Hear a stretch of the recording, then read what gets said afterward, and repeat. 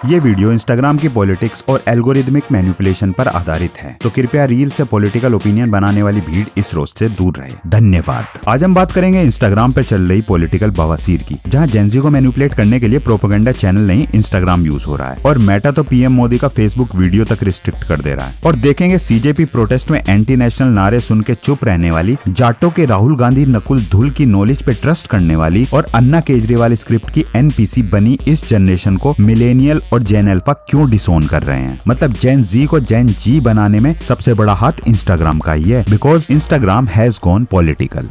आइए देखते हैं, मजा आएगा। दोस्तों, इंडिया में पहाड़ पे बादल, सरोजनी के कपड़े और एंटी नेशनल की कभी भी फट सकती है, लेकिन फिर भी कुछ जेनजी अनएम्प्लॉयड पॉलिटिशियन का कैरियर रिवाइव करने में लगे थे। आई नो कि ज्यादातर जेनजी सेंसिबल हैं, बट इतनी सी टाइप लोगों की पॉपुलेशन ना तो मिलेनियल्स में थी और ना ही जेन अल्फा में है। बाप का, दादा का, भाई का, सबका बदला लेकर फैजल। नीट स्टूडेंट का प्रोटेस्ट था, पर स्टेज पे किसी स्टूडेंट को जगह ही नहीं मिली। उल्टा स्टेज देख के लग रहा था जैसे नेताओं का प्लेसमेंट ड्राइव चल रहा है। स्टूडेंट बेचारा अपने मुद्दे लेकर बैठा था और स्टेज पे भाई लोग अपना पॉलिटिकल सीवी अपडेट कर रहे थे। भाई नीट स्टूडेंट को फ्यूचर में डॉक्टर बनना था, इन्होंने प्रोटेस्ट में नेता बनने का क्रैश कोर्स करा दिया। और सबसे इंटरेस्टिंग बात, अगर ये जेन्युइनली स्टूडेंट का मूवमेंट था तो एक्चुअल नीट एस्पिरेंट को कितना माइक मिला स्टेज पे?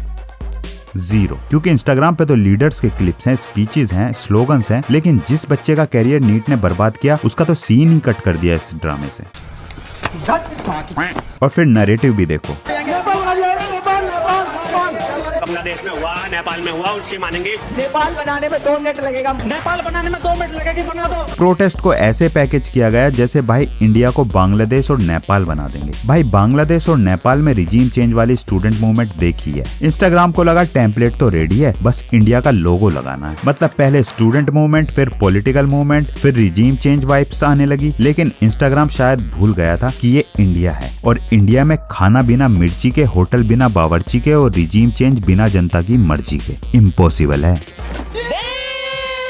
और आयरनी देखो, नीट एग्जाम जिस एजेंसी के अंडर होता है, एनटीए, उसके डायरेक्टर जनरल का रेजिग्नेशन तो छोड़ो, उसका नाम ही कहीं नहीं आया। धर्मेंद्र प्रधान का रेजिग्नेशन हेडलाइन बन गया और एनटीए के डीजी की तो एल्गोरिदम ने अटेंडेंस में ही एब्सेंट लगा दी। और यही मुझे इंस्टाग्राम पॉलिटिक्स का असली प्रॉब्लम लगता है। इशू जितना कॉम्प्लिकेटेड होता है, रील उतनी ही सिंपल होती है। और ऑडियंस, भाई मैंने 4 रील्स देखी है, मुझे पूरा जियो पॉलिटिक्स समझ आ गया। भाई मतलब नीट का सिलेबस कंप्लीट हुआ नहीं और चले थे रिजीम चेंज का सिलेबस पढ़ने। बाप रे, ये तो धोती खोल रहा है। दोस्तों, प्रोटेस्ट में सबसे इंपॉर्टेंट चीज क्या होती है? डिमांड नहीं, स्लोगन। क्योंकि डिमांड समझने के लिए दिमाग चाहिए, स्लोगन के लिए बस गला। और सीजेपी प्रोटेस्ट में तो स्लोगन्स का भी अलग ही इकोसिस्टम था, जहां इंडिया और एक पर्टिकुलर कम्युनिटी, साफ साफ बोलूं तो हिंदुओं को जमकर डिसरिस्पेक्ट किया गया।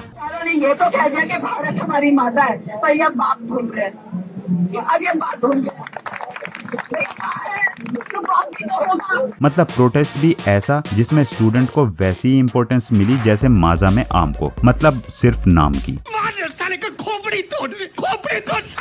इन अधेड़ उम्र के स्टूडेंट्स ने आर्मी के खिलाफ बोला, देश के खिलाफ बोला, मोदी और प्रधान के बारे में बोला, लेकिन एनटीए और उसके डायरेक्टर जनरल के बारे में जिक्र तक नहीं किया। फिर सोशल मीडिया पे इनके स्लोगन्स के क्लिप सर्कुलेट होने लगे और बस इंस्टाग्राम को मिल गया कंटेंट का चूरन। एक क्लिप इधर, एक स्लोगन उधर, और कोई रोके तो थोड़ा ड्रामेटिक म्यूजिक लगाओ और कैप्शन में लिख दो, देखो देश के साथ क्या हो रहा है। भाई इंस्टाग्राम पे कॉन्टेक्स्ट का कोई काम नहीं होता, वहाँ 8 सेकंड की क्लिप से पूरी आइडियोलॉजी का बर्थ सर्टिफिकेट बन जाता है।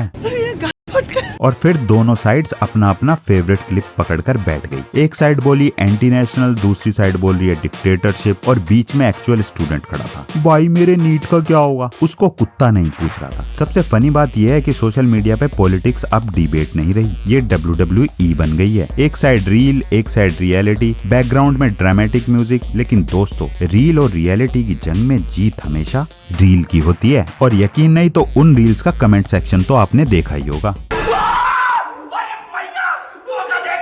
और मेटा वही 10 सेकंड का क्लिप बार बार फीड में भेजता है और आदमी को लगता है मैंने खुद देखा है भाई, मुझे कोई मैनिपुलेट नहीं कर सकता। हाँ भाई, तुमने खुद देखा था, बस ये नहीं देखा कि उससे पहले और उसके बाद क्या हुआ था। फॉर एग्जाम्पल, आपको ये दिखाया गया था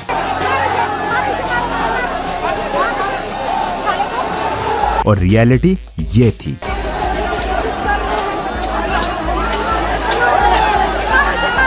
इंस्टाग्राम का सबसे बड़ा स्कैम यही है, वहाँ झूठ बोलकर नहीं, सच का छोटा सा टुकड़ा दिखाकर भी नैरेटिव बनाया जा सकता है और लोगों को लगता है मैं पॉलिटिकली अवेयर हूँ। भाई तू अवेयर नहीं है, तू सिर्फ एल्गोरिदम का टूल किट है। दोस्तों अगर आज मैं बोलूं कि एक प्राइवेट कंपनी डिसाइड कर सकती है कि करोड़ों लोग क्या देखेंगे और क्या नहीं, तो तुम बोलोगे चाइना की बात कर रहा है क्या? नहीं भाई, मेटा की बात कर रहा हूँ। अभी कुछ दिन पहले पीएम मोदी का फेसबुक वीडियो ही रिमूव हो गया। बाद में मेटा ने बोला उप्स, टेक्निकल एरर। भाई मेरे ट्यूशन में कोई बच्चा बोले सर गलती से होमवर्क घर पे रह गया, तो सर उसका पिछवाड़ा लाल कर देते थे। और यहाँ दुनिया के सबसे बड़े टेक कंपनी बोल रही है गलती से प्राइम मिनिस्टर का वीडियो ही रिस्ट्रिक्ट हो गया। तू तो गया बेटे। और कुछ लोग बोल रहे हैं होता है यार, होता है। भाई मेरी गली के चाउमीन वाले से गलती से नमक ज्यादा पड़ जाए, पूरा रोहिणी सेक्टर बैंड बजा देता है उसकी। और यहाँ करोड़ों लोगों तक पहुँचने वाला पॉलिटिकल कंटेंट गायब हो गया। और एक्सप्लेनेशन, आई एम सॉरी बाबू। लेकिन असली सवाल वीडियो रिस्ट्रिक्ट होना नहीं है, असली सवाल है रिस्ट्रिक्ट करने की पावर किसके पास है। एक ऐप जिसका सीईओ इंडिया में इलेक्शन तो नहीं लड़ता, लेकिन डिसाइड कर सकता है कि किसकी रीच बढ़ेगी और किसकी घटेगी, किसका कंटेंट रिकमेंड होगा और किसका कब्रिस्तान एल्गोरिदम के अंदर बन जाएगा। भाई यहाँ पे क्या हो रहा है? भाई यहाँ पे क्या हो रहा भाई? गाइस पहले लोग पॉलिटिक्स समझने के लिए न्यूज़पेपर पढ़ते थे, आजकल लोग नकुल धुल की रील्स देखते हैं। ये वही बंदा है जिसकी खोपड़ी में दिमाग नहीं, प्रोटीन शेक भरा है। यकीन नहीं तो खुद देख लो। इस देश में वैसे आर्मी में जाने के लिए लोग इतने पागल क्यों है पता है? दूसरे देशों में क्यों नहीं है? क्योंकि यहाँ पे कैंटीन में दारू सस्ती मिल रही है। ठीक है। देख लिया, ये हमारे आजकल के इन्फ्लुएंसर, जिनके हिसाब से सियाचिन की -40 डिग्री सेल्सियस बॉर्डर पे गोलियां, महीनों तक फैमिली से दूर रहने का मोटिवेशन है ओल्ड मॉन्क पे डिस्काउंट। वाह गुरु, कल को कोई बोलेगा डॉक्टर MBBS इसलिए करता है क्योंकि हॉस्पिटल की कैंटीन में समोसा सस्ता मिलता है, इंजीनियर कोडिंग इसलिए करता है क्योंकि ऑफिस में कॉफी फ्री मिलती है, और टीचर पढ़ाता है इसलिए क्योंकि स्टाफ रूम में फ्री चौक मिलती है। अरे बाप रे, ये तो धोती खोल रहा है। और रुको, इसकी बकचोदी यहीं नहीं रुकी, इस गेंडुल की पॉलिटिकल नॉलेज तो नेक्स्ट लेवल की है। मतलब मुझे याद है कांग्रेस के टाइम पे जब ये अटैक होते थे, क्या कहते हैं, टेररिस्ट अटैक वगैरह, होम मिनिस्टर वगैरह दे देते थे भाई रिजाइन। शायद किसने दिया था? जेटली ने दिया था? कौन दिया था मुझे याद नहीं, अरुण जेटली ने दिया था शायद। देखा, फिर वही बात है, ये जो गरीब हो ना आदमी, यो साला अपनी आदत से गरीब हो। और सबसे डेंजरस चीज, इसके 1 मिलियन इंस्टाग्राम फॉलोवर को लगता है भाई फैक्ट स्पिट कर रहा है। लेकिन इस इंसिडेंट से हमें ये सीखने को मिलता है कि हूतिया इंसान भी इन्फ्लुएंसर बन सकता है।